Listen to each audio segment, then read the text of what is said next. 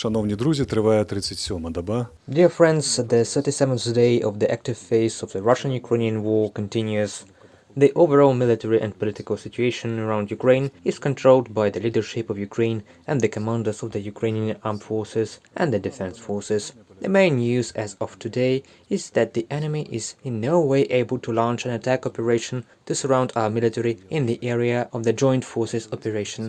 So far, the enemy is only launching missile, artillery and airstrikes, which may indicate that he is not fully prepared to operate on the ground. Thus, our forecast for today is cautiously optimistic. Although there could still be heavy fighting there, so far Mariupol is holding on heroically, and the command provides some support about which it is too early to talk. But we remember about Mariupol. Mariupol is provided with the help that is possible in the current very difficult situation. In Kiev direction, the enemy is conducting partial rotation with the withdrawal of troops and their redeployment, probably to the area of the joint forces operation. But the enemy do not fully manage to retain the areas they would like to provide this rotation. Our troops are pushing the enemy both in the northwest and northeast, forcing the enemy further away from Kiev and making it almost impossible to capture the city of Kiev.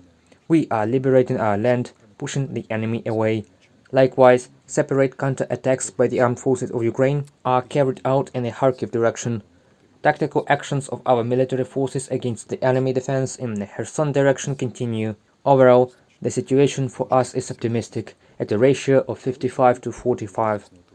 But the enemy continues to carry out air and missile strikes on our critical infrastructure facilities, military industry objects, military facilities, and of course continues to destroy residential areas. Unfortunately, in Mariupol, Kharkiv and in Chernihiv, the city that the enemy is now trying to turn into a second Mariupol, but I think we can handle it. There is still overland communication with Chernihiv, military and humanitarian aid comes in, and residents are able to leave the city. I would like to express my special gratitude to the employees of Ukrzaliznytsia, the state company of rail transport in Ukraine. Some of them were killed while carrying out their duty of evacuating people, and we bow our heads in remembrance and honor to these people.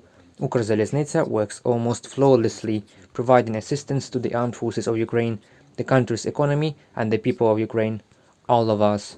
Stay tuned for our next reports. Thank you for your attention. Everything will be Ukraine.